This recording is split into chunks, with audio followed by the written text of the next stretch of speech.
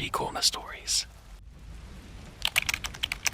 Hey folks, before we dive into tonight's stories, I want to give a huge thank you to Kieran Tibbetts and Lisa Collin for supporting the channel and being amazing members. If you'd like to help me keep creating these stories, feel free to become a member. It really helps the channel grow. I'm planning to continue exploring more than just the dark web tales, so if you enjoy what you hear tonight, you're in the right place. Now, grab your headphones, turn off the lights, and let's step into another amazing night with you and me together. Don't forget to subscribe, like, and comment below. It means the world to me and helps keep the horror alive. And tell me in the comments, what kind of story hits you the hardest? The ones that feel too real, or the ones that could actually happen to someone you know? My sister started sleepwalking after our parents' funeral. Last night, she dug up their coffins. Hey Reddit, I'm not sure where to post this, but I figured r/no sleep is the right place. I've been holding this in for a while, and I honestly don't care if anyone believes me. I just need to get it off my chest. If any of you have siblings or ever dealt with sleepwalking, you might understand how creepy it can get. But trust me, this goes way beyond creepy. I'm 17. My name's Nate. I live in a small town outside of Portland, Oregon. It's quiet, surrounded by woods, with nothing much going on besides a couple of Starbucks, a McDonald's, and a Target that stays open way too late. I live with my younger sister, Abby. She's 14, and up until a few weeks ago, we lived with our parents. Yeah, you probably see where this is going. Our parents died in a freak accident about a month ago. It was a rainy Thursday night, and they were driving back from Seattle. A semi lost control and clipped their car on the highway. That's what the police told us, at least. Their car rolled 3 times. They died on impact. The funeral was quiet, just a few family members and some neighbors. I don't remember most of it. Abby didn't cry. She just stood there, holding one of Mom's scarves and staring at the caskets, like she was watching a YouTube video on mute. It freaked me out, but I figured she was in shock. I mean, we both were. One day you're arguing about Wi-Fi speeds, and the next, you're standing in front of 2 closed caskets. Life doesn't come with a warning. After the funeral, we moved in with our Uncle Steve. He's a chill guy, single, quiet, works in IT from home. He tried to make things normal for us, gave us our own rooms, made pancakes on Sundays, let us stay up late watching Disney Plus or YouTube. At first, things were okay. Abby stayed quiet, but she was eating and doing school online. Then one night, about a week after the funeral, I woke up around 2:30 a.m. and heard footsteps in the hallway. They were slow, dragging almost, like someone wasn't picking up their feet all the way. At first, I thought it was Steve, but when I cracked open my door, I saw Abby. She was standing at the end of the hallway, facing the wall, barefoot, her hair hanging in front of her face like that girl from The Ring. I called out her name softly. Abby. No response. She just stood there, not moving, just breathing. You know that sound when someone exhales through their nose? Like calm but heavy? That's what it sounded like. I walked up to her slowly, and I noticed she was holding something. It was Mom's scarf, the same one from the funeral.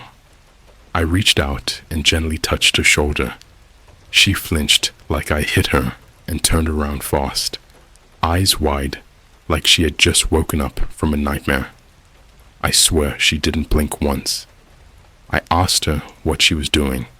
She said, They're not where they're supposed to be. I was like, what? She looked at me, dead serious, and said, they're underground, but they're not asleep. That messed me up. I didn't even know how to respond. She walked back to her room like nothing happened. I didn't sleep the rest of the night. The next morning, she had no memory of it. Said she must have been dreaming, played it off like it was nothing. I tried to act chill, but I started locking my door at night after that. Over the next few nights, it kept happening. Sometimes she'd be in the hallway, staring at the wall. Other nights, I'd find her in the kitchen, barefoot in the dark, whispering stuff I couldn't hear.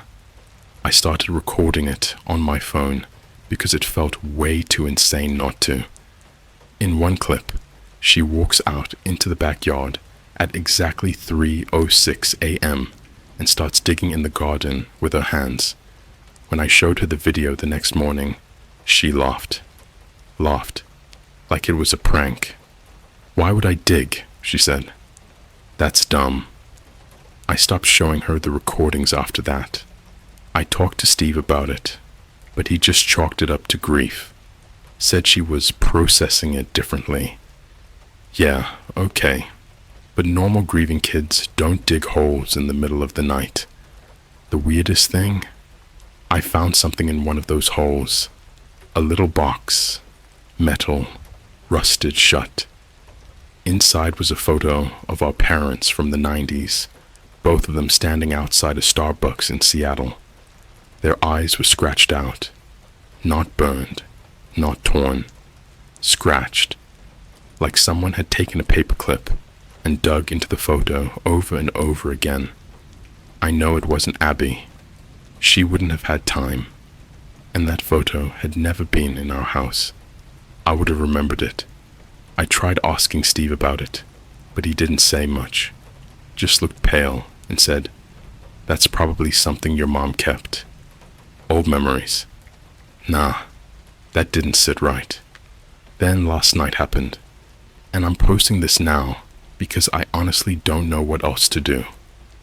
At around 3 a.m., I woke up to the front door slamming. I ran downstairs and saw muddy footprints leading out into the front yard. Abby was gone. I grabbed my phone and flashlight and followed the trail. It led me all the way to the cemetery. You read that right. The actual cemetery where Mom and Dad are buried. And there she was, in her pajamas, barefoot, knees caked in mud, digging up their graves. Both graves. One hand on each shovel, alternating between the two. Her eyes were wide open, but they looked empty, like she wasn't even there, like her body was moving on its own. I yelled her name, but she didn't stop. She didn't even look up. Then she said something that I'll never forget. Her voice didn't even sound like hers. They're not in there anymore. I swear to you, Reddit, I checked the caskets. They were open and empty. Part 2 coming soon if anyone's interested. I don't even know if I should go to the police. Something is seriously wrong with my sister, and maybe with my parents too. Alright, since a bunch of people asked for an update, here it is. I didn't plan on posting again this soon, but things have gotten worse. Way worse. So, after what happened at the cemetery, I called my Uncle Steve. He didn't believe me at first. He thought I was overreacting, said it was probably a nightmare brought on by stress and grief. But I showed him the video I recorded on my phone. That's when his face changed. He went completely pale, like paper white, and said we needed to leave the cemetery immediately. He didn't even ask about Abby. He just told me to get in the car. We drove home in silence. Abby didn't say a word the whole ride. She was sitting in the back seat, her hands folded in her lap, still covered in dried mud. No tears, no confusion, just blank. When we got home, Steve told me to delete the video. I asked him why, and he said something about not putting things like that online. I didn't delete it, obviously. I airdropped it to my laptop the second he turned his back. But here's the thing. When I checked the file the next morning, the video was corrupted, like completely glitched. I could still see bits and pieces, the start of it, where I'm yelling her name. But once the flashlight hits the graves, the screen goes black. Then there's static, and for maybe half a second, you can see something else in the frame. It's like a shape. Two shapes, actually, both standing behind Abby, and I swear they were moving. One was tall, too tall, and the other looked hunched, like it was leaning forward over her shoulder. I tried to pause it and screenshot the shapes, but every time I hit the space bar, my screen froze. Then my laptop just shut off, like full power down. I'm not trying to make this sound like some Hollywood horror movie, but I know what I saw. Anyway, Abby slept almost the whole day after that. When she finally woke up, I asked her why she went to the cemetery. She just said, "They told me to." I said, "Who?" And she looked right at me and whispered, "Mom and Dad." Her voice cracked when she said it, and for a second, I thought she was joking, but she wasn't smiling. She looked terrified. I asked her how they talked to her, and she said, "Through the videos." Now, I thought she was talking about YouTube videos or TikToks, but no, she meant our home videos, the ones Dad used to record on his old camera when we were little. Birthdays, Christmas, Disneyland trips, all that stuff. Uncle Steve kept all those old tapes in a box in the basement. He said Mom wanted them buried with her, but apparently he never got around to it. That night, I snuck downstairs to check. The box was open. All the tapes were laid out on the floor in a perfect line. Abby was sitting cross-legged in front of them, just staring at the TV. The screen was black, but the old camera was plugged into it. The red recording light was on, even though the camera wasn't filming anything. I whispered her name, but she didn't react. I walked closer, and that's when I heard it, this faint static coming from the TV. Not like normal white noise. It sounded layered, like voices under the static. I leaned in, trying to make out the words, and I swear, I heard my mom's voice say, "Abby, come find us." I ripped the plug out of the wall, and the sound stopped immediately. Abby finally looked up at me, but her eyes, they were wrong, like she hadn't slept in days. She smiled, small, tired, and said, "They're almost home, Nate." I don't even know what that means. When I told Steve about it, he got mad, like really mad, said I needed to stop encouraging her delusions. But when I mentioned the voices, he froze, like he'd heard them before. I kept pressing him, and he finally admitted something. Apparently, when he was cleaning out our parents' house after the accident, he found Mom's camera still plugged into the wall in their bedroom. It had been recording for hours.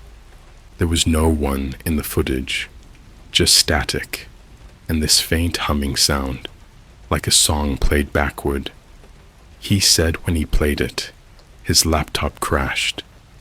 The next day, all the photos on his phone were replaced with black screens. I didn't even know how to respond to that. The next few nights, Abby didn't sleepwalk. She stayed in her room mostly, quiet. But 2 nights ago, she started using Dad's old laptop, the one we hadn't touched since the funeral. It still had his work files on it. He used to do freelance web design, so there were all these old HTML folders and archived sites he built. Except one folder wasn't his. It was titled Deep Sleep _V2. I opened it, when she wasn't around. Inside, there was one text file that just said, "If you can see this, they're already watching you." Then a link.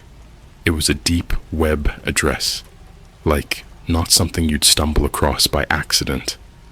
I know I shouldn't have clicked it, but I did. And I swear to you, it opened a live stream. It was dark, grainy, but I could see a figure sitting in what looked like a basement. Their head was tilted toward the camera, and their face was wrapped in something. Maybe cloth, maybe tape. I couldn't tell. After a few seconds, the person leaned closer to the camera and whispered, "Hi, Nate." I slammed my laptop shut so fast, I almost cracked the screen. I haven't told Steve yet. I don't even think I can. Abby's acting normal again, like nothing happened, but every time I walk past her door, I can hear her whispering. And I swear, last night, I heard two voices whispering back. All right, here's the update. I really didn't want to keep posting, but things just don't stop getting worse. You guys wanted the next part, so here it is. After I found that deepsleep_v2 folder, I couldn't stop thinking about that video. The person whispering my name, the cloth over their face, the way the live stream knew I was watching. I've been trying to figure out where the link came from. The file metadata said it was created a few days before the accident, meaning, yeah, you guessed it. That file existed while my parents were still alive. I started digging through my dad's emails, hoping to find something that made sense. I found hundreds of normal messages, clients, invoices, spam, but then I came across one with no subject line, sent from an address that didn't look real, from system@deepsleep.net to dad's email. Subject, body, upload confirmed, session active, do not disconnect, no links, no attachments, just that. I searched deepsleep.net on Google, Bing, even Reddit. Nothing, not a single result. But when I checked the browser history on Dad's old laptop, I saw something weird. He'd been using Tor, the dark web browser, and the last site he visited before the crash was something called the Sleep Room. Now, I'm not a deep web expert or anything, but I know enough from YouTube horror channels to know that's not somewhere you just wander into for fun. So I downloaded Tor. Yeah, I know it's stupid, but curiosity is a drug, man. I typed the address in, and it took me to this all-black page with white text that said, "The ones who don't sleep, remember the truth." Then a login box appeared. No instructions, no forgot password button, nothing. Just a blank username and password field. When I tried to close the window, my webcam light flicked on for like half a second, then it turned off. I don't know if it recorded me or not. The next morning, my phone started acting up. I'd be on TikTok or Instagram, and the screen would flicker, like just for a second. Then I'd see this image flash by. Looked like a face, or maybe a mask. Couldn't screenshot it in time, but it kept happening. When I checked my camera roll, there were 5 new photos, all black, except the last one had a reflection in the corner. Looked like my bedroom, but the timestamp said 3:06 a.m. That same time, Abby used to go sleepwalking. I didn't sleep that night. Steve noticed something was off.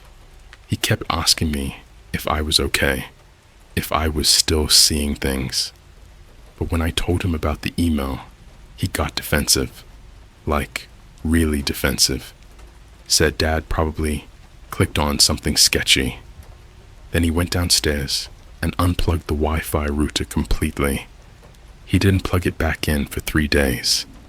But during those 3 days, things got weird in the house. Abby started humming in her sleep again. The this low, droning tune I'd never heard before. I swear I caught her singing the words, deep sleep, over and over. On the third night, I woke up to a notification on my phone. Live now, deep sleep, _V2 stream active. It wasn't from any app I'd installed. It just appeared. When I tapped it, my phone camera turned on. I was staring at myself in the dark. I thought it was some kind of glitch until I noticed someone standing behind me in the frame. I turned around instantly, but no one was there. When I looked back at my phone, the figure was closer. I dropped my phone, ran to Steve's room, and banged on the door. No answer. When I went inside, the bed was empty, but the window was open. There were muddy footprints on the carpet, leading out into the woods. I grabbed a flashlight and followed them because, at that point, I was done being scared. I was just angry. I followed those footprints deep into the forest behind our house until I saw this faint blue glow. It was a laptop screen, and Abby was sitting in front of it. She was watching something. I couldn't see what was on the screen at first, but when I got closer, I realized it was the same live stream from the Deep website, except now there were 3 figures on the screen. One tall, one hunched, and one sitting perfectly still in the middle. And the middle one looked like my dad. I'm not saying it was him, but the clothes, the flannel shirt, the glasses, it was identical. Then the tall one leaned toward the camera again and whispered, "We never crashed, Nate." I screamed for Abby to turn it off. She didn't even flinch. She just kept staring. Her voice was monotone when she said, "They said we can join them. All we have to do is stay awake." Then the laptop screen went black, and the next second, all the power in the woods, the lights, my flashlight, everything, shut off. I ran home carrying her. I don't even know how I made it back without tripping or losing it completely. When I got her inside, Steve was there. He looked exhausted, but he wasn't surprised. He just said, "It's starting again." Again. Like he'd seen this before. He told me to pack a bag, said we might have to leave by morning, but now it's 3:04 a.m. as I'm typing this, and the lights in the hallway just flickered. Abby's door creaked open by itself, and I can hear that humming again. Only this time, it's not coming from her room. It's coming from the basement. Hey everyone, it's Nate again. I don't even know how to start this one. I haven't slept in almost 2 days. My hands are shaking just typing this. If you've been following my posts, you know things with my sister Abby have been getting insane. But what I found out last night finally connects everything. The deep web, my parents, the voices, all of it. So yeah, this is part 4, and I wish it was the last one. After that night in the woods, I didn't go back to school. I couldn't. Every time I closed my eyes, I saw that live stream face whispering my name. Steve kept pacing around the house, muttering stuff under his breath, and Abby barely talked at all, but she kept humming that same song. You know when you hear something on repeat for so long, it starts echoing in your head? It was like that. Even when she wasn't humming, I still heard it. Anyway, around noon the next day, I decided to check the basement. I don't even know why. Maybe because that's where the humming was coming from the night before. The basement in our uncle's house isn't normal. It's old, unfinished, cold. There's this faint smell of mildew and something metallic, like rust or old blood. You can hear every sound echo for a second too long. When I got down there, the first thing I noticed was that the old CRT TV was on again. Static, just white noise, the kind that makes your ears ring.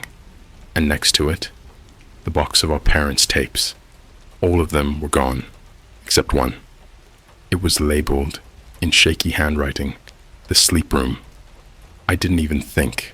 I just popped it into the VCR. At first, it was the same static, and then the footage faded in. It looked like a hotel room. Not fancy, more like one of those sketchy motels you see off the side of the highway. Dingy walls, an old lamp, everything tinted this gross yellow color. There was a bed in the middle. 2 people were sitting on it. My parents. They looked younger. Way younger. Maybe mid-20s. My mom was holding a wide microphone, and Dad was adjusting a camera on a tripod. Then Dad said, "Okay, recording in 3, 2. The camera shook for a second, and then Mom looked right into the lens and said, "Welcome to the sleep room." Session 1. I froze. It wasn't some family video. This was a project. They started talking about something called lucid continuity, about uploading sleep states, about using shared consciousness frequencies. I didn't understand half of it. It sounded like science fiction. Then my dad leaned forward and said, "Once the frequency stabilizes, we'll see them again." And then the TV started flickering. I swear, for a few seconds, I could see other people in the background of the video. Not in the room, more like behind the screen, faces in the static, blurry but real, and one of them was me. Same haircut, same hoodie, same scar on my chin, except I was older, like 20 maybe. Then the whole video glitched and the screen went black. Right before it cut out, Mom's voice said, "Nate, don't let them find the basement." I turned the TV off so fast the static popped. I could barely breathe.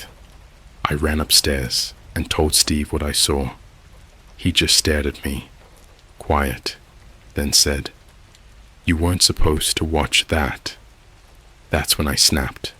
I yelled at him, asked what the hell was going on, what the sleep room was, why our parents were doing this. He said they were part of something called the Deep Sleep Experiment, some underground group trying to use lucid dreaming to contact lost consciousness. Basically, they believed that when people die in their sleep, their minds don't disappear. They just get stuck in some kind of digital void. They wanted to reach that place.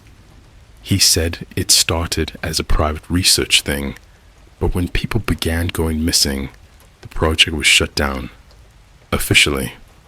But some members kept going, including my parents. Apparently, they were trying to bring someone back, a patient from one of the early experiments, someone they lost. I didn't believe him until he showed me this old file folder, like physical papers. Inside were photos of a man hooked up to wires and machines, eyes wide open, frozen like he was mid-scream. The name on the folder said, "Patient, Stephen H. Carter," my uncle. I didn't know what to say. He told me he was the patient, that he technically died for 6 minutes during the experiment, and my parents brought him back. But he said he never came back alone.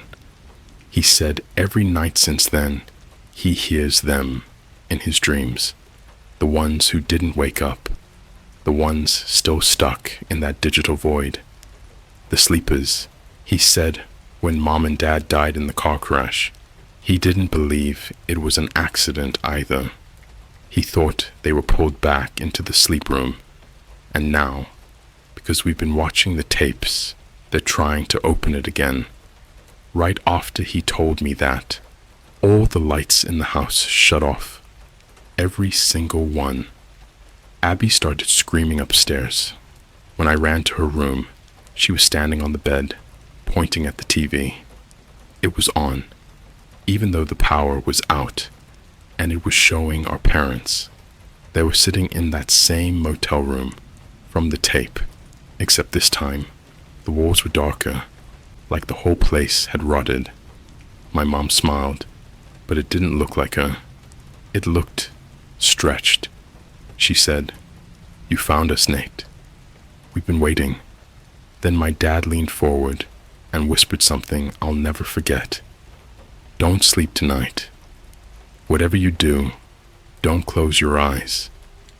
Then the screen went black again, and right before it cut off completely, for just a second, I saw Abby's reflection in the glass, but it wasn't her face. It was mine.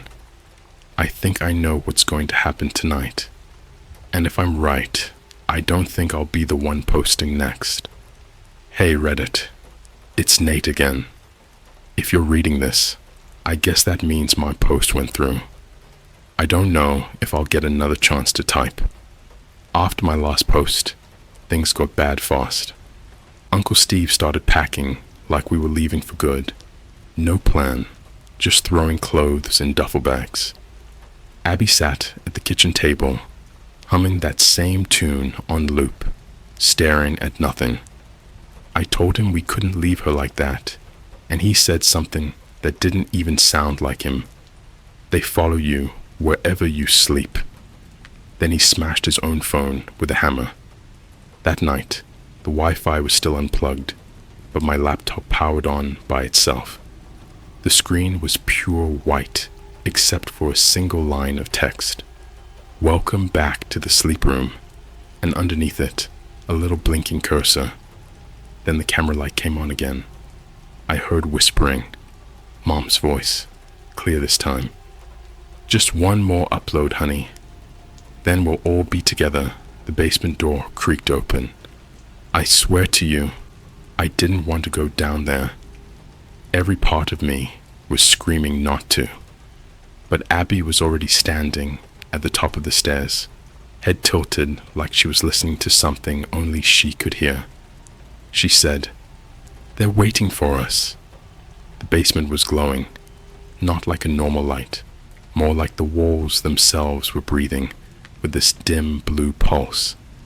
The old TV was on again, showing static that looked deep, like you could fall through it if you stared too long.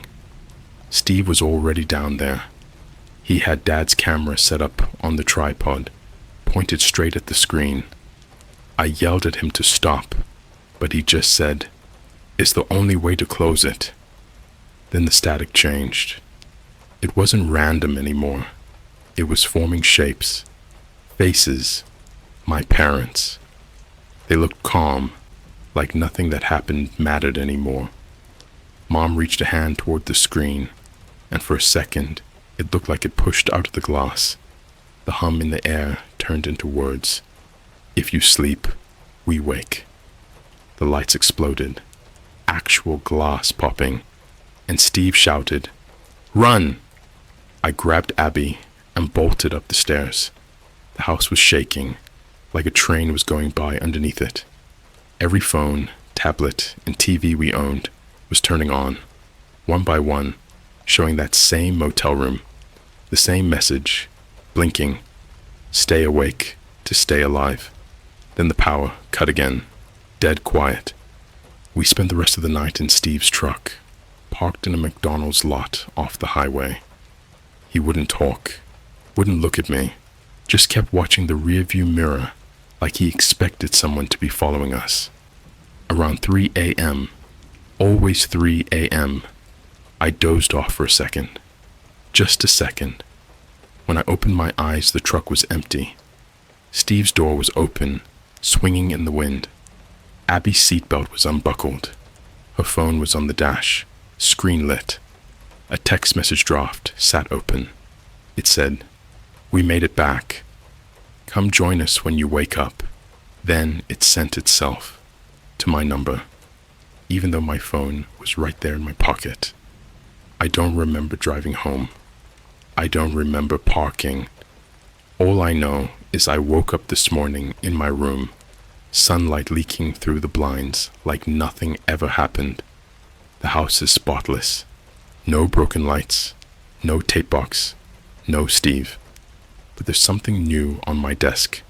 Dad's old camera. When I pressed play, it showed me sleeping. Last night. Then, at the end of the footage, my eyes open straight into the lens and I whisper, "Your turn." If this post cuts off, it's because I'm finally going to try staying awake past 3 a.m. If you've been hearing that hum in your own house lately, or your devices flicker at that same minute, don't ignore it.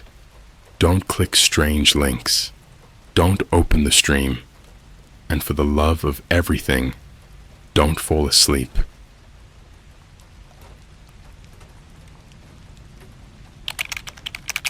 I found my grandma's journal, hidden under the floorboards. She described my birth, 10 years before I was born. Hey Reddit, I don't usually post stuff like this, and honestly, if you told me a month ago that I'd be writing some creepy story on r/no sleep, I probably would have laughed. I'm more of a watch horror movies and meme about them kind of person, not the live through one kind. But here I am. This happened just a couple of weeks ago. I'm 22 now, and I've been staying at my grandma's old house since she passed away earlier this year. It's this creaky 1960s style house tucked away in northern Oregon, surrounded by way too many pine trees and fog that never seems to lift. She left the house to my mom, who told me I could stay there rent-free while finishing school. It sounded like a dream deal until I actually moved in. At first, it was just weird little things. Cold drafts, lights flickering. You know, the usual horror movie starter pack. Nothing serious. The Wi-Fi barely works out here, so I've been spending more time offline, reading actual books, journaling, even walking around the property like it's 1890 or something. But then I found the journal, and that's where all of this started. So it was a Saturday afternoon, I remember, because I was binge watching random videos on YouTube. I just finished this animated horror stories rabbit hole. You know the kind. Titles like My Best Friend Wasn't Human or I Bought a Haunted. Phone from Facebook Marketplace, and I guess I was in the mood to freak myself out. Classic me. Anyway, the living room floor has this one spot that creaks way louder than the rest, like old horror movie door loud. I always thought it was just some loose boards, but that day I got curious. I got on my hands and knees and started poking around. And yeah, one of the floorboards was definitely looser than the others. I grabbed a butter knife from the kitchen, don't judge me, and pried it up. That's when I saw it. Underneath the floorboard was this black leather-bound book wrapped in what looked like wax paper. It smelled old, like dust and something sour. There were little specks of what I really hope was dried wax, not dried blood. I unwrapped it carefully, expecting some old receipts or boring letters, but nope. It was a handwritten journal. On the inside cover, in this delicate cursive handwriting, it read, "Property of Meredith L. Whitlock. Do not read unless your family. My grandma." I flipped to the first page. It was dated August 17th, 1985. Weird thing is, she never told anyone she kept a journal, and my mom always said grandma wasn't sentimental like that. So of course, I was immediately interested. The first few pages were normal. Stuff about her garden, this neighbor named Betty, who she thought was possessed, LOL, and her opinions on Reagan. But then it got weird.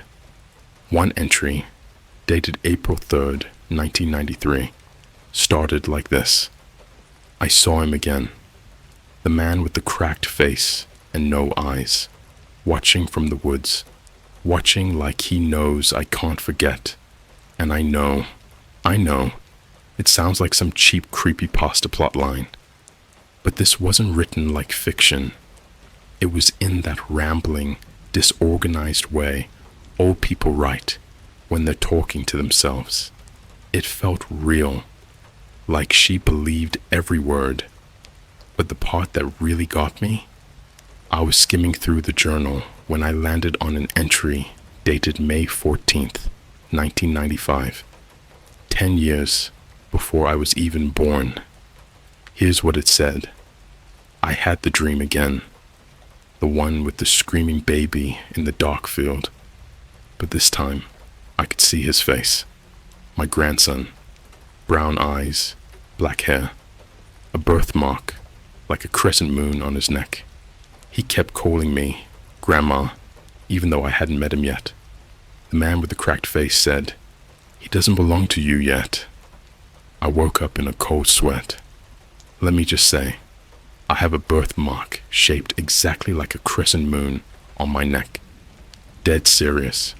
Right under my left ear. Always had it. It's freaked my friends out before. One even said it looked like a witch's symbol or something. I kept reading, and it just got worse. Another entry, dated June 7th, 1995, read, "The baby is not normal. He's born from shadow. I know it now. I don't think I should let her keep him." Let who keep me? My mom? I don't know if she was losing her mind, or if this was just some kind of dark fiction she never finished. But that night, I couldn't sleep. The pine trees outside the window were swaying like there was a storm, but everything was dead silent. No wind, no birds, just trees, moving. I shut all the blinds and tried to distract myself with TikToks. Just dumb stuff. Cat videos, people cooking mini pancakes, one guy talking about how he hacked a GPS tracker into a McDonald's Happy Meal toy. WTF. But my brain kept going back to the journal. I had to know more. So I stayed up all night reading it. That's when I found something else. At the very back of the journal, tucked between the final pages, there was a folded photo. It was worn out, like someone had looked at it way too many times. It was a black and white picture of a man, cracked face, no eyes, standing in the woods behind this house. You can barely make him out, but he's there, behind the trees, just standing, watching. The back of the photo just said, "He waits when the moon is wrong." I'm sorry, what? I wish I could say that's the end of it, but it's not. After I found that photo, things started happening in the house. Not just creaks or drafts. Real stuff. Waking up with muddy footprints on the hardwood floor. My phone taking photos by itself. One night, my door opened at 3:11 a.m. and no one was there. I even checked the Ring camera I set up outside. There was nothing. But the trees, they weren't still. I'll post part 2 if anyone's interested. But I'm warning you now, it only gets worse from here. Let me know if you want me to keep going. Alright, back again. Wasn't expecting so many DMs asking for part 2, but I appreciate the support, or concern. Either way, I'm glad I'm not the only one who thinks this is messed up. I'll get right into it because I haven't been sleeping, and I think whatever this is, it's not just some old lady's diary anymore. If you haven't read part 1, go do that first. Otherwise, this is gonna sound like a rejected Netflix horror script. So where did we leave off? Oh yeah, the photo. The eyeless man in the woods behind my grandma's house. After I found it, everything just escalated. Like the moment I saw his face, or what used to be his face, something clicked into place. Something old. Something wrong. That night was when I heard the knocking. Not on the front door. Not the windows. From under the floor. It started as this soft, rhythmic tapping, like someone was knocking on a pipe. I figured it might be the old plumbing, but it kept happening every night at exactly 3:11 a.m., not 3:10, not 3:12, 3:11, every time. Now here's the weird part. It didn't sound like it was coming from inside the house, exactly. More like underneath it. Almost like someone, or something, was knocking up from the basement. Only problem is, this house doesn't have a basement. At least not one that I knew about. Fast forward 2 days. I'd barely slept. I was living on cold Starbucks from the day before and scrolling through creepy Reddit posts, trying to find anything that matched this kind of thing. Demon sightings, skinwalkers, backrooms type lore. Nothing quite fit. Until I came across this obscure forum. It was deep in the internet, like 5 clicks past where you should be. Like 2008 era design, the kind of site that hasn't been updated in a decade. There was a thread titled, "When the family hides a basement, never go down there, never go down alone." The post was short, just said, if you find a journal that speaks of your birth before it happened, there is a room that was locked for a reason. They were not trying to protect the house from you. They were trying to protect you from it. I don't know why, but that post hit something deep in my stomach, like a warning I didn't know I needed. And yet, like an idiot in every horror movie ever, I decided to investigate. That night, I went looking, not with a flashlight and some heroic theme music. Nah, I had my iPhone on 13%, a hoodie, and a can of Monster. I hadn't finished from earlier. I started tapping the floorboards everywhere in the house. At around 2:45 a.m., close to that knocking hour, I was in the laundry room when I noticed something weird. The sound changed in the corner, near the old dryer. It was hollow. Too hollow. I moved the dryer aside, took everything in me. It weighed more than I expected, and that's when I saw it. A seam in the tiles. A trapdoor. One I swear hadn't been there before. It had a tiny iron ring for a handle, rusted so bad I had to pry it up with a wrench. The wood creaked like it hadn't been opened in decades, and the second I lifted it, I swear to God, a gust of air came out. Not cold, not warm, just wrong. Like the air was stale, too old, too still. Inside was a narrow staircase, not concrete, not finished, just raw, jagged wood leading down into blackness. I took a photo. Here's the messed up part. In the camera preview, it looked totally empty, just a staircase.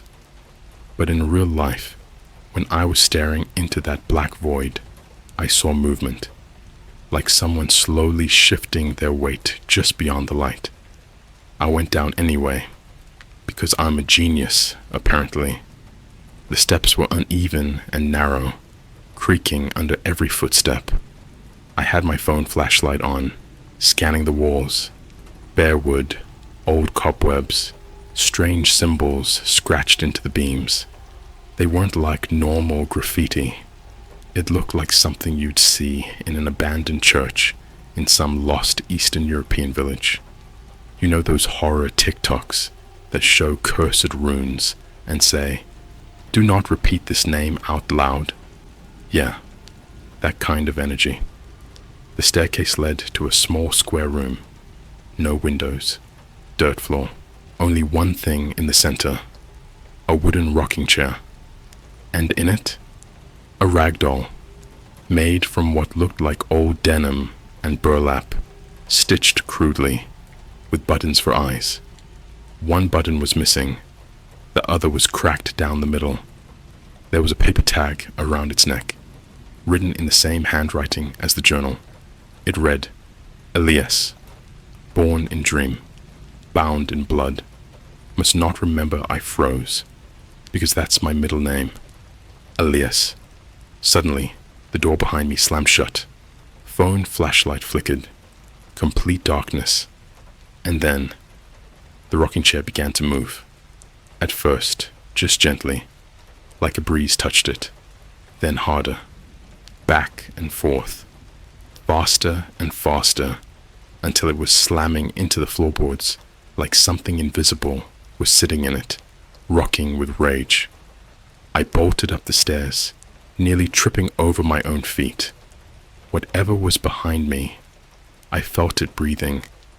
You know that sensation when someone stands behind you and you just know without looking, that heavy, unexplainable pressure. It was like that, times 10. I slammed the trapdoor shut and pushed the dryer back over it. I didn't sleep that night, didn't even try. I just sat in the kitchen, watching the hallway, waiting. At exactly 3:11 a.m., the knocking returned, but this time it came from inside the walls. I've since tried to tell my mom. She refuses to talk about it. Said Grandma had episodes and used to say wild things before her Alzheimer's got worse. But when I mentioned the man with no eyes, my mom just went pale and said, "He came back, didn't he?" I asked her what that meant, and she just said, "Don't go near the chair again. You don't want to wake what's in you."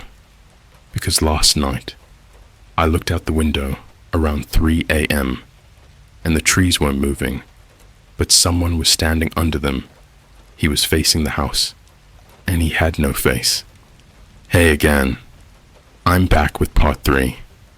I'm not even sure what day it is anymore.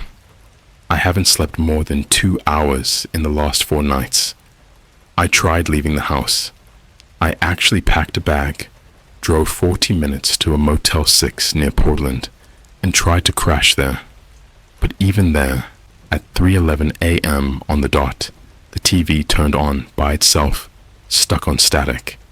Then the fire alarm started blaring for no reason. So, yeah, I'm back at my grandma's house, because I think I finally figured it out. Not everything, not yet, but enough to know that this isn't just some haunted house scenario. Something was hidden down there on purpose, something connected to me, and I think I know what it is now. Okay, so let me start from where I left off. After the whole basement trapdoor situation, the knocking, the doll, the whispering, I thought that was rock bottom. Spoiler, I was very, very wrong.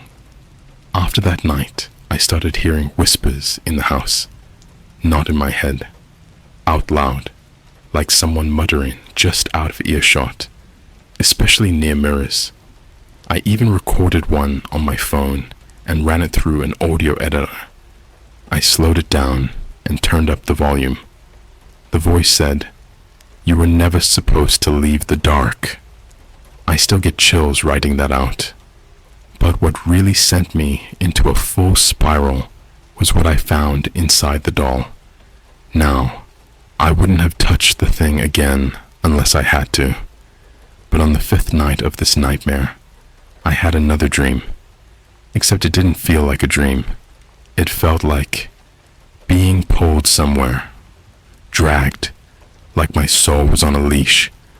I was standing in the basement, but it was different this time. Brighter somehow, lit by a sickly yellow light, like old parking lot lamps. The rocking chair was gone.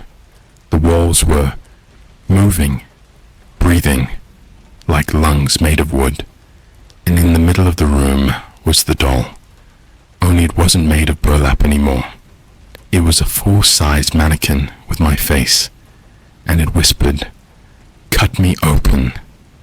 I woke up drenched in sweat, and for the first time in my life, I didn't even hesitate. I went back into the basement the next morning. It was early, like 7 a.m., and for once the place didn't feel actively evil, just still, like it was waiting. The rocking chair was right where I left it, and the doll was still sitting there, like it had been untouched since 1985. I brought a kitchen knife with me. Nothing fancy, Just one of those black-handled ones from a Walmart knife block. My hands were shaking the whole time. I picked the doll up. It was heavier than I remembered, like something inside had shifted. I cut a slit right down the middle. What came out made me drop the knife and backpedal into the corner. Teeth. Human teeth. Real ones. Dozens of them. Baby teeth, mostly. But some were adult-sized, rotten and yellow. They clattered to the ground like tiny bones. There was something wet inside too. I couldn't see it clearly, but it felt organic, and tucked in a small plastic bag sewn into the stomach of the doll was another Polaroid, black and white. Same foggy forest behind the house, but this time it was me in the photo. Only it couldn't have been, because the photo was dated March 18th, 1992, 3 years before I was born. I'm not kidding. Same face, same clothes I wore the night I opened the floorboard, and in the photo, behind me, was the man with no face. I did what any normal person would do. I freaked the hell out, burned the doll in the fire pit out back, watched it turn to ash. But even as it burned, I swear it laughed. Not out loud, but in my head, like something ancient had been hiding in it, waiting. And the worst part, the fire wouldn't touch the teeth. I tried burying them. Came back an hour later. They were sitting on top of the dirt like I never touched them. I started thinking maybe my grandma knew. Maybe that's why she hid the journal. Maybe the dreams weren't just dreams. Maybe I was never supposed to be born. I called my mom again. This is where it got even weirder. I asked her straight up, was I adopted? Is there something you're not telling me? She was silent for like 10 seconds. Then she said, you were given to us. Not adopted. Given. She said I was a miracle, born after multiple miscarriages, that she'd visited this woman in Romania who practiced deep ancestral rituals. That grandma had begged her not to go through with it. When I asked her what she meant by rituals, she got real quiet and said, she told me your soul wasn't ready, that it belonged somewhere else. But I said yes anyway. I wanted you more than anything. Then she hung up. Since that call, things have only gotten darker. I haven't been able to see my own reflection. Like, no joke, when I look into mirrors now, it's just this smudged black static, like an old analog TV signal, barely holding on. And last night, I woke up with dirt in my bed, under my fingernails, in my hair, like I'd been sleepwalking into the woods. I checked the ring cam footage. At 3:11 a.m., the camera glitched out, static for exactly 60 seconds. When it came back online, the front door was slightly open. I think I'm being pulled somewhere, or back to somewhere. The journal has a few pages left. I've been too scared to read them, but I think I have to, because if what my grandma wrote was true, then whatever gave me to my mom wants me back, and I think it's already started. The last sentence I found scrawled in the margins of the journal, barely visible, says this: when the teeth return to the earth, so does the boy. Let me know if you want part 4, because I finally opened the attic last night, and what I found was a second journal, but this one wasn't written by my grandma. It was written by me, dated 2003. I was 8 years away from being born. What's up again? I know some of y'all are probably thinking this is fake, or a bit, or some ARG promo for a horror podcast, or whatever. And honestly, I wish it was. I wish I could say this is all just me trying to go viral, or get some spooky Halloween clout. But it's not. And now I have proof. Because the journal I found last night It was written by me, dated 2003, which, again, was 5 years before I was even born. Let me walk you through what happened. So after the whole doll with the human teeth nightmare, if you missed that, read part 3, I was basically on edge 24/7. Every sound in the house felt personal, like the walls were watching. The air had this heavy, syrupy stillness to it, like when you're about to get hit with a tornado and everything suddenly goes dead quiet. And the whispers, they weren't in the walls anymore. They were in my phone. I opened TikTok, trying to distract myself, and the first video that auto-played, this chill girl making banana bread, had this garbled whispering under the audio. I slowed it down using CapCut. You know what it said? You wrote it. You forgot. He's waking up again. I dropped my phone. Didn't even bother to pick it up. I went straight to the attic. Now, the attic in my grandma's house has always been off limits. Even when I was little and we'd visit for Christmas, she'd keep it padlocked. Said there were rats up there. Big ones. My mom used to say it was where Grandma stored her bad memories. That should have been my first red flag. The padlock was still there, but it was already open, hanging from the latch like someone wanted me to go in. The attic stairs are the old pull-down kind, and when I tugged the rope, they came down way too fast, nearly hit me in the face. Dust exploded everywhere. I swear I saw footprints in the dust already, but they didn't match mine.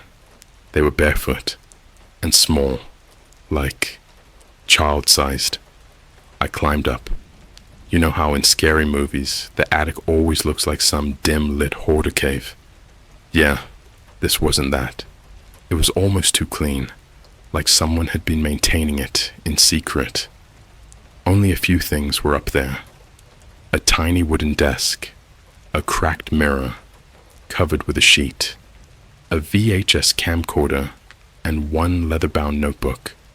Same leather, same wax paper, wrapping as my grandma's journal, only this one wasn't labeled on the cover. I opened it. First page read, Elias J. Whitlock, age, 8 journal begins, March 11th, 2003. Bro, my full name, the name I have now, the name I wasn't given until 2008, 5 years later. I read the first entry, hands shaking like I drank 5 Red Bulls. It said, I had the dream again, the one with the trees that open up, the man with no face. He called me the borrowed one, said I have to remember before it's too late. I told Grandma, but she cried again. She always cries when I say the word underneath. She doesn't know I wrote this down. I flipped to the next few pages, and guys, it's all there. Stuff I never told anyone. Private stuff. Like how I used to have a recurring nightmare as a kid about a backwoods house where everyone spoke in static and mirrors showed your future corpse. I remember drawing it in crayon when I was 10. My mom still has that drawing.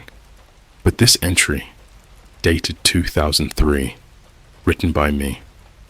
Today I looked in the mirror and saw my death. He was behind me. Grandma said don't worry, but I know she's scared too. She says I wasn't supposed to stay this long. How would I know that? Before I was born. I took the journal downstairs and sat in the kitchen trying to process it. I FaceTimed my best friend, shout out to Mike, real one, and showed him the journal. He was skeptical until I showed him the cover, the handwriting, the date stamps. He went quiet. Then he asked me to flip to the last page. I hadn't yet. I was too freaked out, so I did. There were only 4 words. The second one, wakes. That's when my iPad, dead for days, turned on by itself. No charger, no power, just turned on. On the screen was a notes app window. A new note had been created. The title, "You wrote this too," and underneath, a single image file. It was a photo taken from inside the attic of me reading the journal, but the timestamp, October 12th, 1997. I was negative, 11 years old. Ever since I opened that second journal, I've been feeling off, like my thoughts aren't mine. I'll go hours not remembering what I did. Yesterday I woke up with dirt all over my feet again. This time, there were pine needles in my mouth, like I'd been chewing them in my sleep. And every time I walk past the mirror, I see my reflection moving just a fraction behind me, like it's struggling to keep up. Last night I finally picked up the VHS camcorder I found in the attic. I hooked it up to my Mac with an adapter and watched the only tape inside. It was labeled WAKING. The footage starts with static, then cuts to a grainy shot of the backyard woods. It's pitch black, just the outlines of trees. The camera is breathing. Whoever's holding it is scared. Then a voice says, "We buried the second one too late." It pans down. There's a shallow grave, something wrapped in a black sheet tied with rope. Then it cuts again, this time to a shot of the rocking chair. Only now, it's not empty. There's a kid sitting in it, maybe 8 years old, maybe me. Only his eyes are gone, hollow, like they were scooped out. The kid looks at the camera and says, "You're not the first, but you might be the last." And then the screen goes black. That's when I heard the voice behind me. It whispered, "He's almost done remembering." I turned around. No one was there, but the mirror was cracked, and in the reflection, I wasn't alone.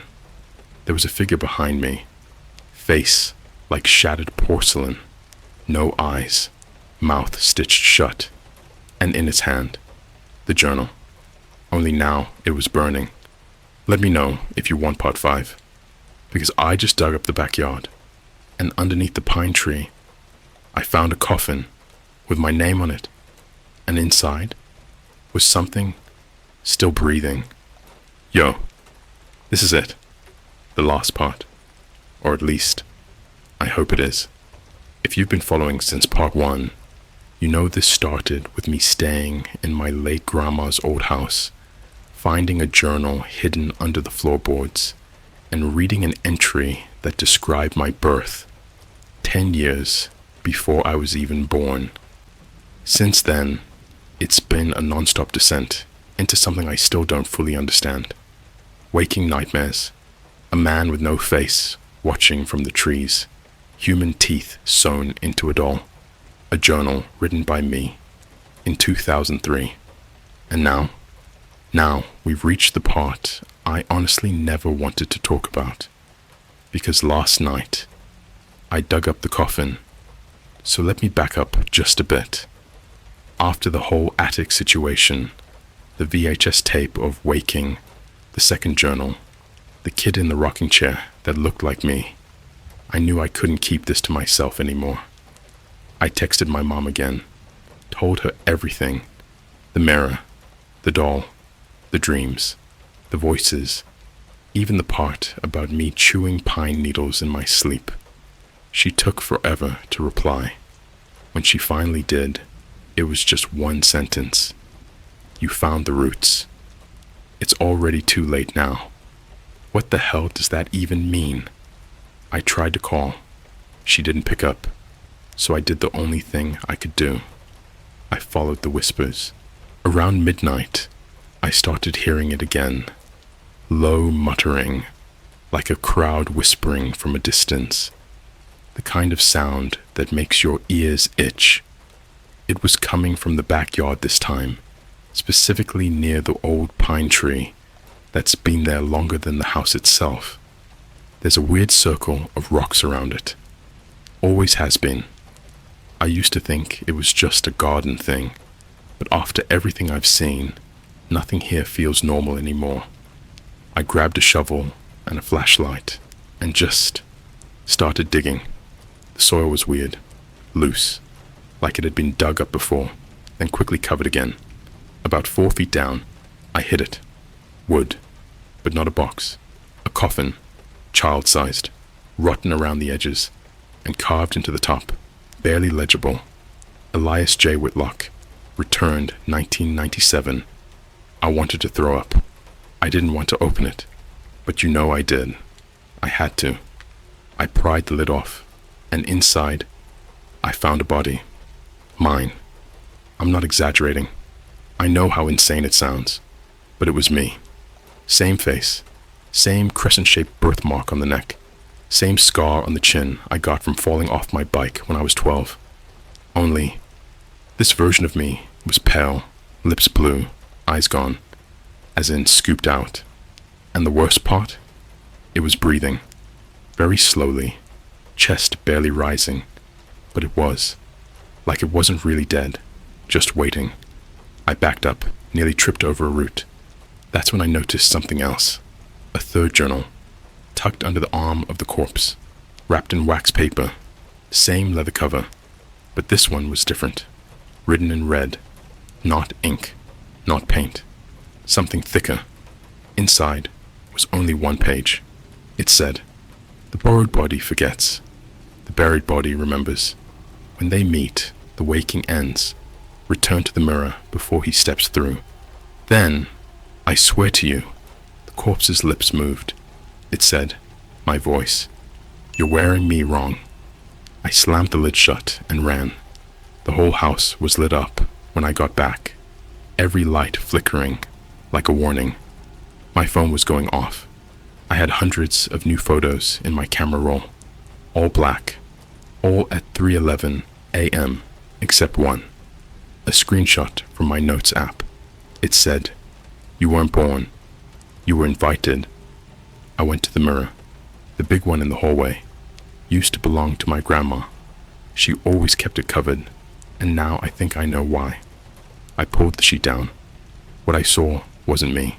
It was the other me, the dead me, the one from the coffin. Except now, he had eyes. Mine. He looked right at me and smiled. Not a creepy, exaggerated horror movie smile. A knowing smile. Calm. Peaceful. And then he stepped forward. Not his reflection. Him. He stepped through the glass like it was water. And when I looked down, I wasn't in the mirror anymore. I was watching from it. I'm still here. Still writing this. But I'm not in my body anymore. He is. He's wearing it. Talking like me. Walking like me. Maybe even logging into this Reddit account and reading comments like he belongs here. But I'm not gone. Just trapped. Behind the glass. Watching. And sometimes when he sleeps, I see what he's doing. And it's not me. So if you see someone that looks like me, talks like me, acts like me, it's not. It's the thing that came before me. The one they tried to bury under the pine tree. The one my grandma wrote about. And if he knocks on your door at 3:11 a.m., don't answer. Don't look in the mirror. And for the love of God, don't read his journal. Or maybe not. He's smiling again. He's writing something. He says there's one last story left to tell. Something about your name. Written in the next journal.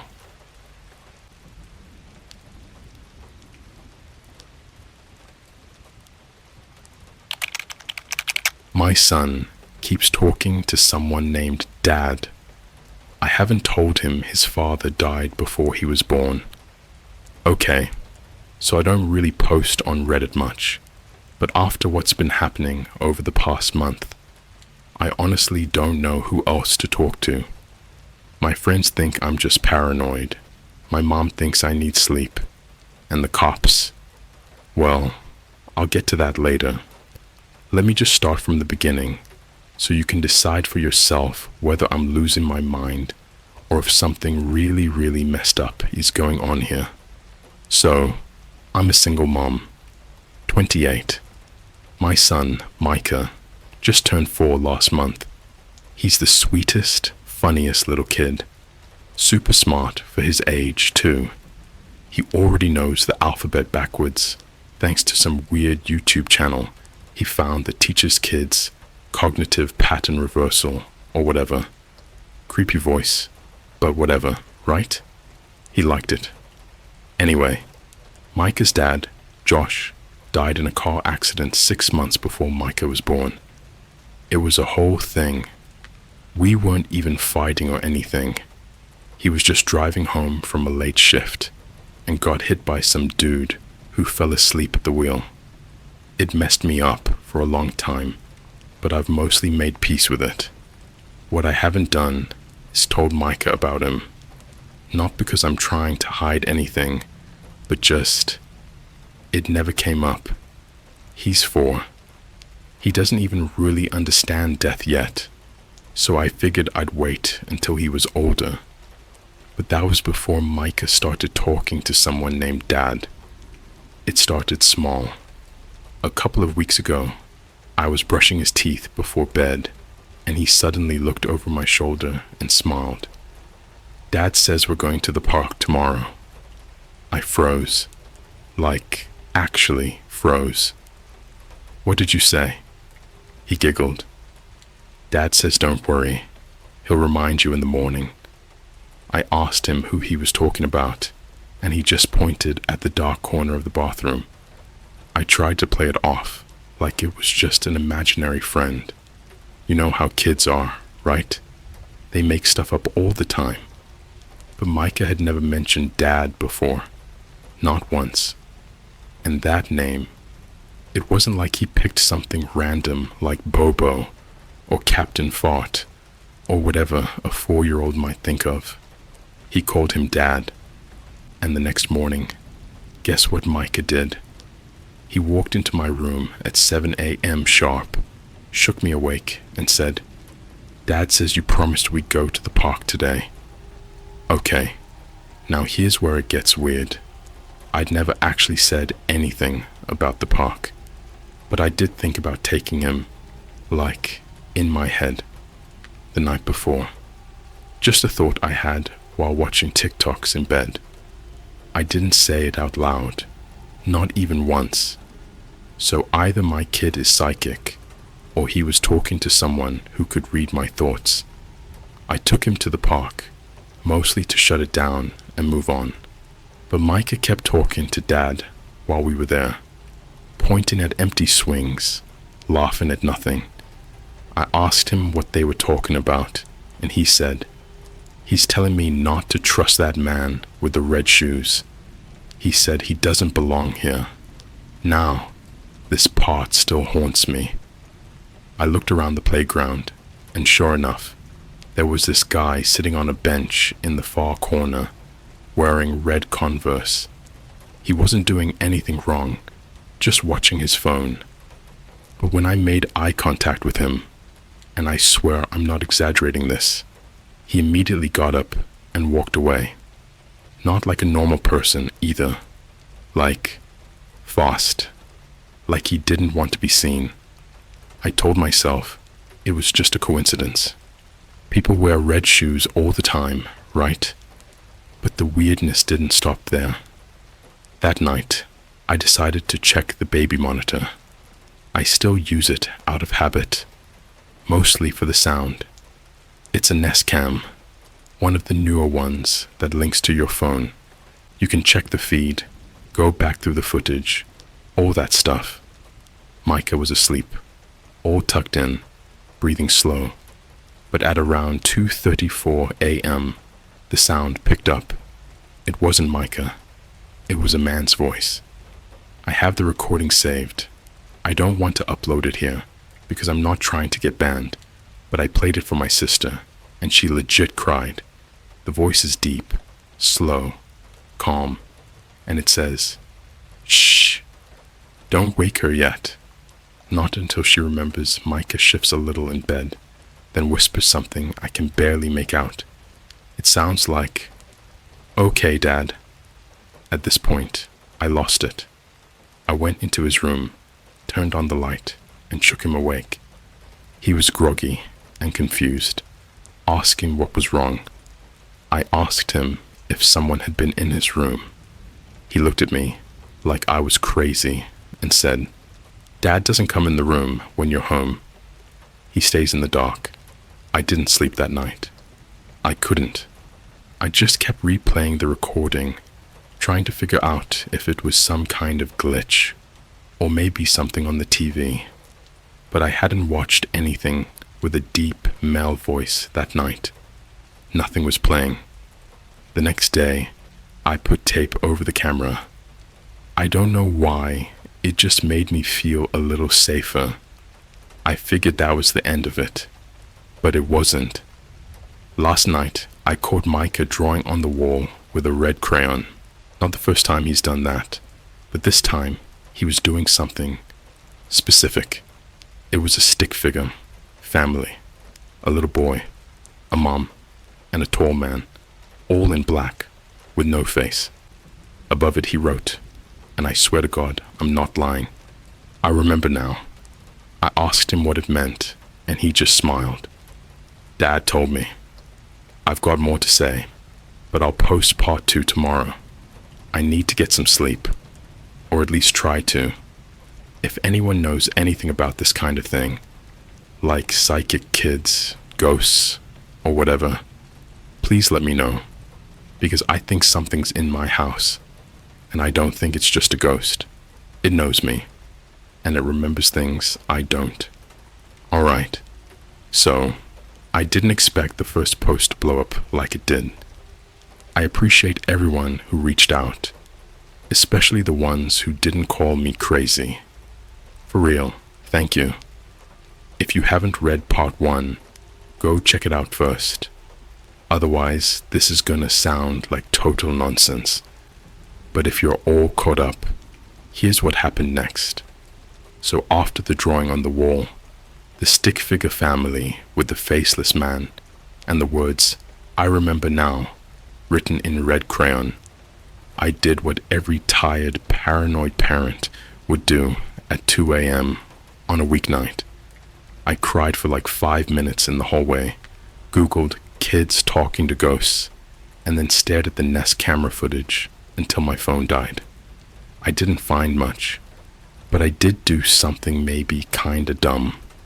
I posted the drawing on a private Facebook group I'm in. It's like a mix of parents and digital artists who decode their kids' weird art. A lot of people responded with stuff like, "Haha, creepy," or "Looks like Slender Man lol." But one guy, this dude named Marco, DM'd me something I can't get out of my head. He said, "I recognize that symbol above the faceless man's head. That's not just kid scribble. It's a cipher. Look into A1Z26. It's a simple substitution code. Your kid's trying to say something. Now listen, I'm not a hacker or some kind of puzzle freak. I use TikTok more than Google. But I looked up the cipher, and sure enough, it's just replacing letters with numbers. A equals 1, B equals 2, Z equals 26, etc. I went back to the wall and looked closer. Above the faceless man, Micah had drawn a series of shaky red numbers in a line. I hadn't even noticed them at first. It was like 20 minus 8 minus 5 divided by 4 minus 5 minus 1, 5 minus 16 divided by 23 minus 5 minus 2. I did the conversion. The deep web. I felt ice crawl down my spine. Not because of what it said. I mean, I've heard of the deep web, but because I'd never said those words out loud around Micah. Ever. I've never even talked about it with friends. Not since high school, when we dared each other to look it up. You know, all those red room, horror stories, and government files. Blah blah. I never visited it. I swear. But somehow, my 4-year-old, who still needs help wiping, had written a literal password to the deep web on the wall of his bedroom in red crayon. I didn't know what to do. I cleaned off the wall, sat Micah down, and asked him gently, "Where did you learn about the deep web?" He shrugged. "Dad showed me." "How?" "On the black tablet." "We don't own a black tablet. We have an old iPad, and it's white. He uses it for Netflix Kids and those weird coloring apps." But now he was describing a completely different device. He said it didn't have buttons and that the screen was cold. I asked where the tablet was now, and Micah looked confused. He said, "I'm not supposed to show you." He said, "If you touch it, you'll remember the bad video." The bad video. Okay, now I'm freaking out. This kid has no access to YouTube outside of YouTube Kids, which I check daily. No Safari, no apps he can install, nothing. But I still went through the tablet top to bottom. No files, no weird apps, no VPNs, nothing out of place. Except, I did find one new photo in the hidden folder. It was a screenshot of a website I didn't recognize. No logo, no name, just a black screen with a green terminal star command line, like from the 90s or something. It looked like this: "Welcome back, J. Type a command, _." That was it. I didn't take that screenshot. Neither did Micah. He doesn't even know how to access the hidden folder. But here's the part that really messed me up. Josh's name was Jameson. We called him Josh because he hated his first name. Only like 5 people knew that. Definitely not Micah. And I hadn't thought about that name in years. At this point, I was ready to call the police. Not like 911, somebody's getting murdered. More like, "Hey, I think my Nest Cam or my tablet got hacked." I even wrote down everything I'd found so far to keep it organized. Before I called though, I decided to do one last thing. I went on Reddit. I know, dumb idea, but I thought if some weirdo out there was hacking my house, maybe they left a trace. So I searched a few subreddits, mostly r/deepweb, r/creepypasta, and some sketchy ones I won't name here, and started looking for phrases like "Welcome back, Jay," or "Black Tablet." I didn't find anything at first, but then, buried in an archived thread from 2021, I found a comment that mentioned something almost identical to what I was seeing. Someone described finding an old site with a green terminal and the words, "Welcome back, Jay. You can watch her die again." I kid you not. That's what it said. The comment had been deleted. No other info. But another user replied with something that made my stomach drop. They said, "That sounds like a session site. A really old kind. They used to trap people by logging their IP, showing them custom videos made from stolen footage. Most were faked, but some weren't. If your name started with J, you were the return viewer. It meant they had something on you. I don't know what that means. I don't want to know what it means. But here's what happened that night. I woke up around 3:12 a.m. to the sound of static. My phone buzzed like crazy. 14 notifications from the Nest app. Motion detected. Audio detected. Light level change. I tapped the live feed and nearly dropped the phone. Micah was standing on top of his bed, swaying back and forth, like he was in a trance. In the corner of the screen, just for half a second, there was a dark shape, not like a person, like a silhouette inside the wall. I ran into his room, but he was already lying back down, eyes closed, breathing normal. No shadow, nothing there, except for one thing. The Nest camera, the one I taped up, was turned to face the closet. The tape was on the floor. I unplugged the damn camera, grabbed Micah, and drove to a hotel at 4 a.m. I haven't been back since. I'm writing this from the Holiday Inn parking lot near a Starbucks off I-95.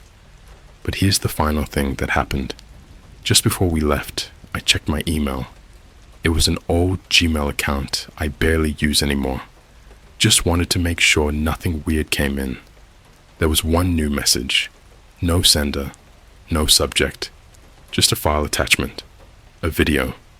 I shouldn't have opened it, but I did. It was maybe 20 seconds long.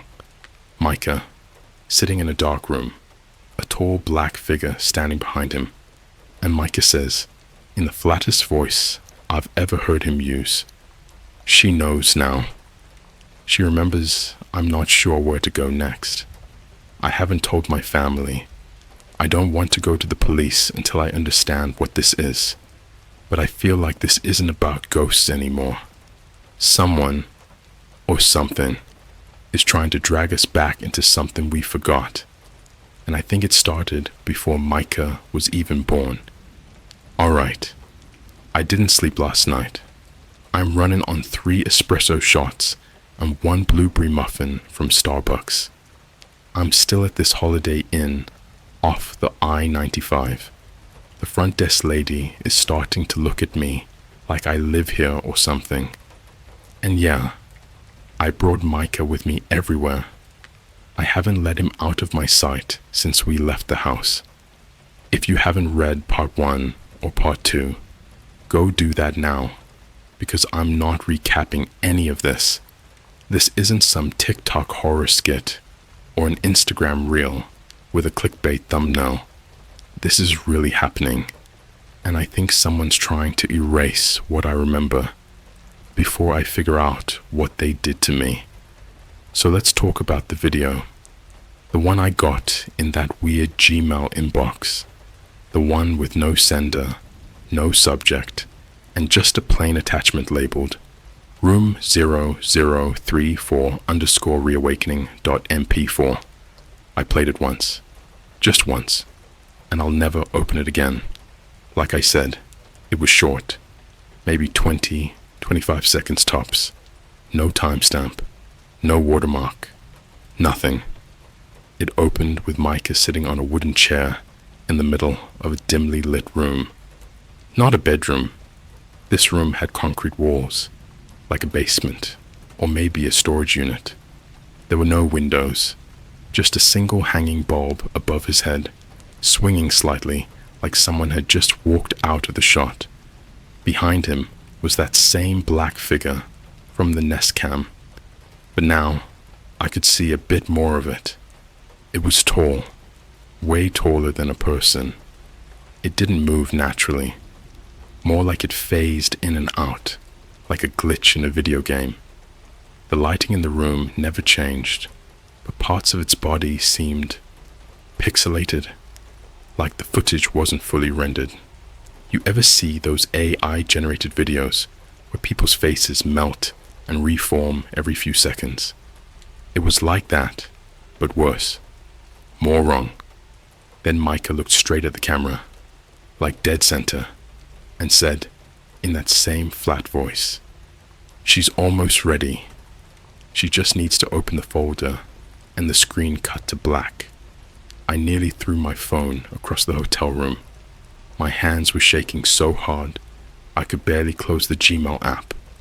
But that line, "She just needs to open the folder," stuck with me, because I had opened a folder, the hidden one on the iPad, the one with the screenshot of the deep website. I didn't even know there was a folder. I didn't make it. So who did? The next day, I did something incredibly stupid, like horror movie level stupid. I went back to the house. Micah stayed with my co-worker Jess. She's one of the only people I trust with him right now. I told her it was a family emergency, which isn't a lie, technically. I didn't tell her I was going back to the place where a faceless shadow ghost thing might be living in my walls. I don't even know why I did it. Curiosity? Guilt? Or maybe part of me was afraid that if I didn't go back, I'd forget again, like something was actively trying to rewrite my memories, and I needed to grab onto whatever I could before it vanished. So I pulled up to the house around 3 p.m., middle of the day, sunny, people walking their dogs, totally normal suburban vibes, until I unlocked the front door. The moment I stepped inside, I got hit with this wave of cold air, and not like AC cold, like basement in the middle of winter cold, the kind of cold that smells like mold, copper, and something faintly burnt. Everything looked exactly the same, except one thing. My laptop was open. I hadn't touched it in over a week, and on the screen was that same black terminal screen from the screenshot. Only this time, it didn't say, "Welcome back, Jay." It said, "Ready to remember?" Y or N. I didn't click anything. I backed away slowly, grabbed a kitchen knife, and started checking the rooms. Everything seemed untouched until I got to Micah's room. The wall drawing? Gone. Not just erased, completely clean. No paint smudges, no leftover crayon wax. Like it had been scrubbed and repainted. But there was something new on his nightstand. A flash drive, just sitting there. No label, no case. Just black plastic with one of those sliding USB connectors. I didn't touch it. Not yet. Instead, I turned around, and that's when I noticed something that made me stop breathing for a second. The Nest Cam. It was back on the shelf, taped up exactly the way I left it, even though I know I ripped the tape off when I saw it moved. But here's the kicker. It was unplugged, and the light was still blinking, recording. I grabbed the flash drive, unplugged the Nest Cam, and got the hell out. Back at the hotel, I sat in the lobby and plugged the drive into my Chromebook. And this part, I swear I'm not exaggerating. This is what I found. A folder named Offline Room 0034 inside, 1.txt file and one video file. The text file was short. It read, "Session reactivation successful. Host recognized, J_Gray. Subject, Micah_Gray. Progress, 78%. Memory leak detected. Repair required before October 23rd, 2025, guys. That's next week. I have no idea what any of this means. I never use a site like this. I don't even know what session is supposed to mean. Was I part of some experiment? Did Jameson, do something before he died? Because now I'm starting to think his accident wasn't random. Anyway, the video. I almost didn't open it, but I needed to know. I had to know. It started with a black screen. Then the same concrete room from the Gmail video appeared, but this time the camera was moving, shaky, like it was body cam footage. And then I heard my own voice, panicked, whispering, "Josh, we have to go. We can't leave him here. This place isn't offline, it's trapped." I was in the video. I saw myself, younger, probably pregnant, just barely. Same tattoo on my arm, same voice. And standing next to me was a man, Josh. He looked terrified. He turned to the camera and said something I'll never forget. If you find this, M, it means they failed. It means your memory leak wasn't fixed. Don't go back in. Don't access the terminal. Burn everything. Hide the kid. Never remember. If you do, the screen cut to static. I slammed the Chromebook shut and started crying. Not because I was scared. Okay, I was. But because my brain couldn't keep up. Everything I thought I knew was unraveling. Micah was never supposed to remember, and now he has. I don't know what they are, or what session is, or why there's a countdown in that file, like some kind of ticking time bomb in our brains. But I do know this. Someone, or something, went through a lot of effort to erase what we did, and it's trying just as hard to put it back. I think Micah was born into something he never should have touched. I think I agreed to it. And now, the memory leak is breaking. If anyone out there has heard of session sites, offline rooms, or weird terminal-based programs that rewrite memory, please reach out. I'm not posting this for clicks. I'm posting this because I'm running out of time. Something's coming on October 23rd, and I think it wants Micah back. Okay, this is going to be hard to write. If you've been following this story from part 1, you already know it's been a slow descent into something I never wanted to touch again. But the events of the last 48 hours have confirmed everything I didn't want to believe. And it's not just me anymore. There's something bigger going on, way bigger, and it's starting to bleed into real life. So, I'd been staying at that Holiday Inn off I-95 for almost a week with Micah.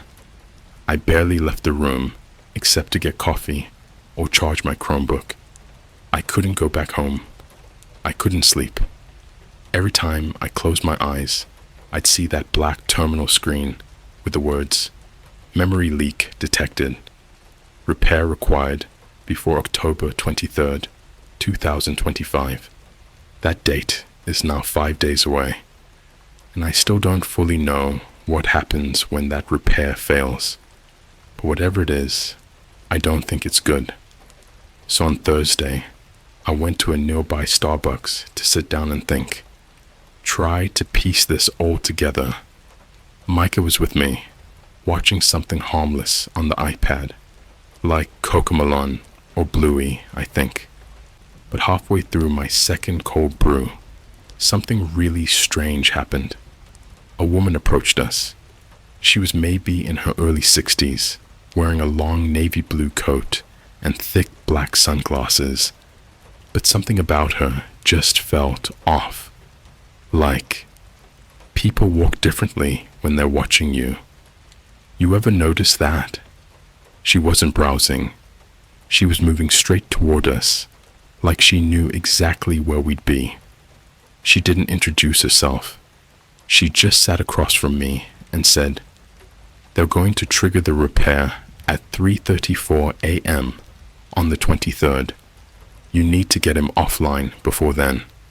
I stared at her like she was insane. Then she pulled out a napkin and slid it across the table. On it, she'd written a string of code, CMD/session_root/34/sync/binary_overlap. Then she looked at Micah, tilted her head slightly, and whispered, "He's starting to splinter. You'll see it soon. In the mirrors first." I asked who she was.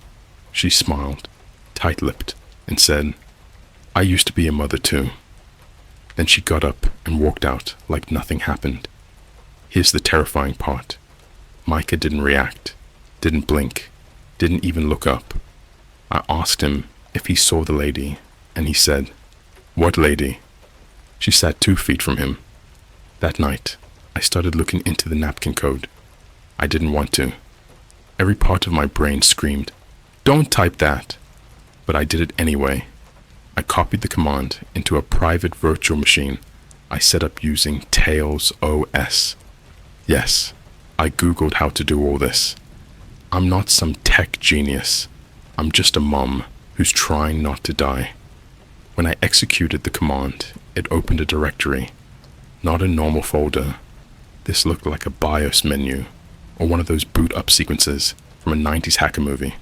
But the files inside weren't code or documents. They were videos, lots of them. Each one was labeled Room 00034.mp4. I clicked the first one. It was Josh. Not a live Josh, not real life Josh, but a version of him, staring directly into a camera, strapped to a chair in a dark room, blood running down one side of his face. He looked up and said, "Room 0034 reactivates upon memory breach. Session sync now unstable. If you're watching this, you didn't make it out like I did." Then the screen flickered and the video ended. I watched 3 more, each one worse than the last. Different people, different voices, all saying variations of the same thing. I can't tell what's real anymore. I think my kid is just a mask. He said if I remembered the car crash, they'd put me in a new loop. There's no internet here, but something is still downloading me. I closed everything and physically ripped the USB stick out of the Chromebook. Then I looked at Micah. He was standing in front of the mirror in the hotel room, smiling at it, not doing anything, just staring. When I walked up behind him and asked what he was looking at, he said, "He's teaching me how to get back in." He said I used to live there.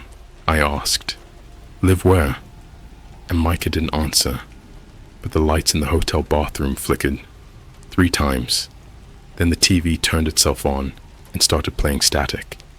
That's when I noticed something absolutely sickening. On the mirror, there were fingerprints, not Micah's, not mine.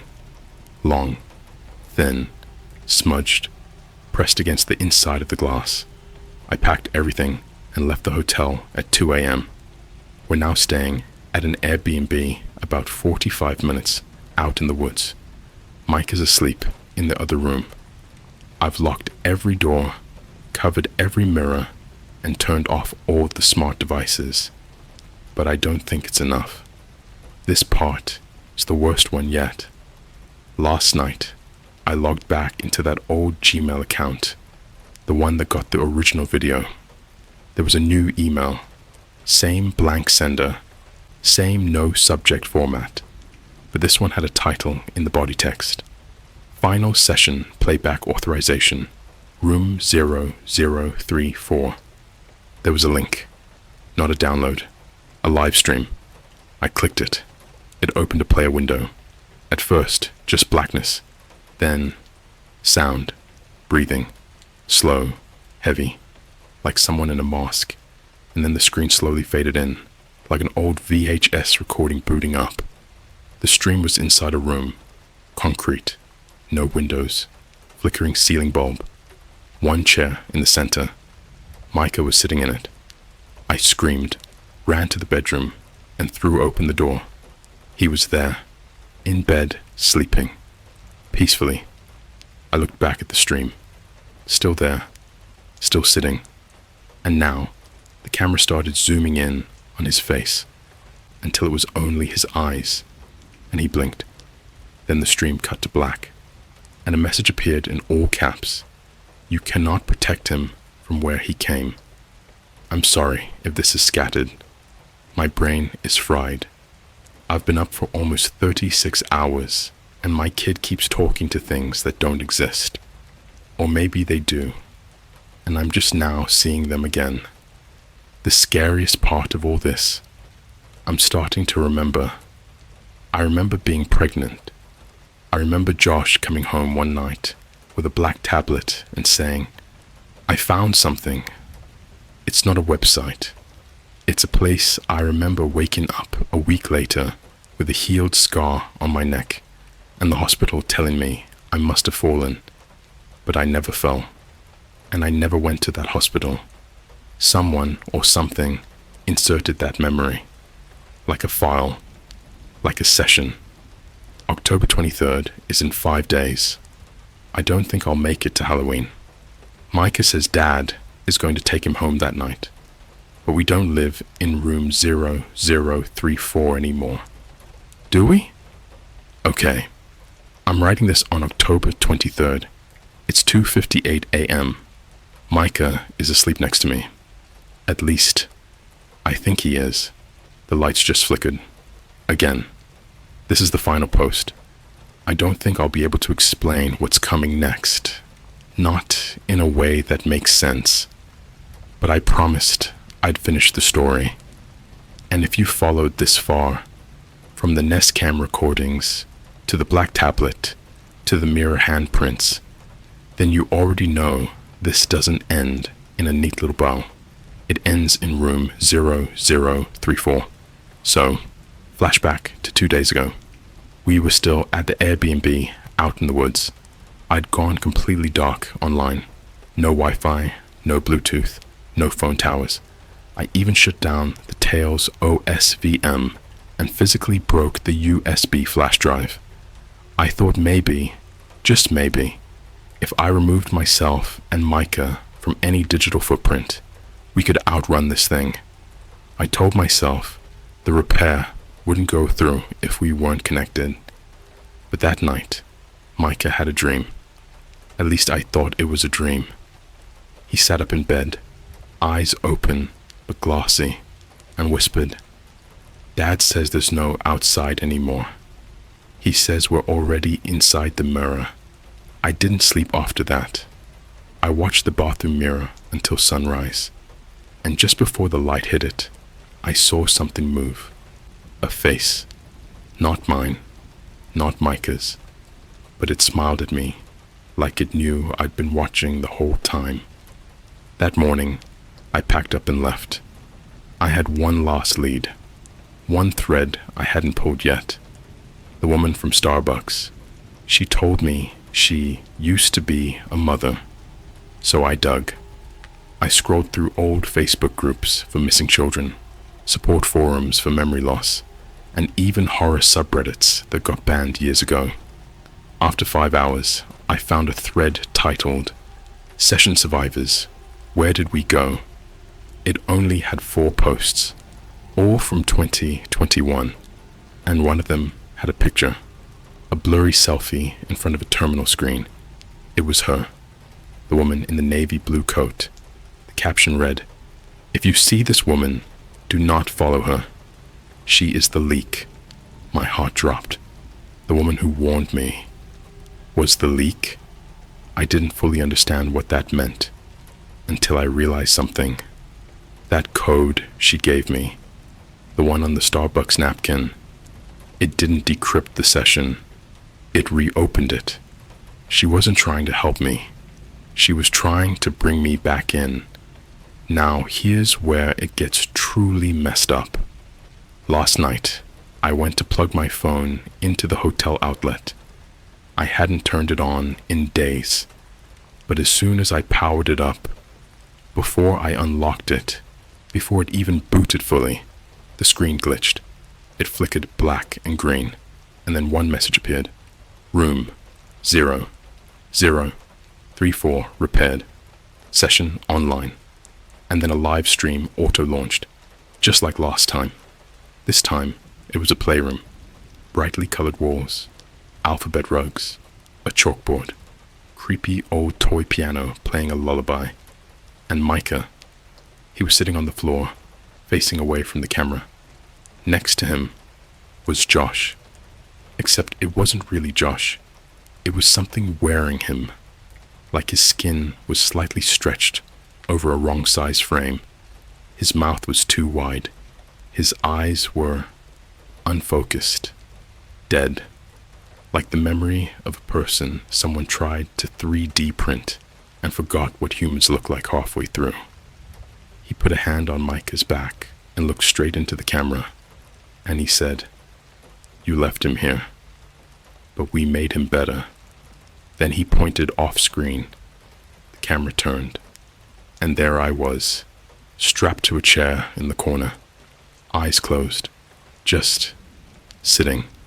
A copy, a save file, and I swear to you, for 1 second, the video on my phone screen glitched in sync with the lights in the real hotel room, and I felt it, like I was splitting in half. Now it's today, October 23rd. The repair time is 3:34 a.m. It's 3:12 as I type this.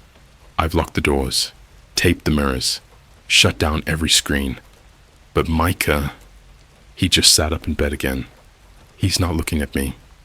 He's staring at the blank TV screen in the corner of the room, the one I unplugged.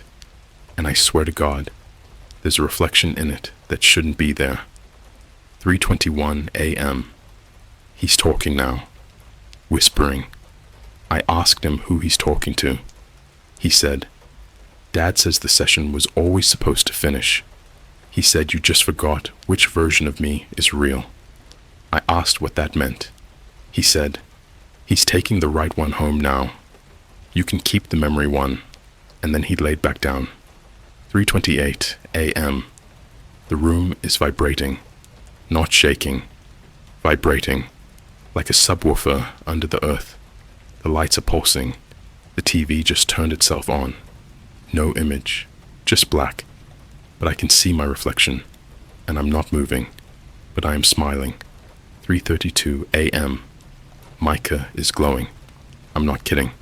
His body is outlined in white static, like an old CRT filter.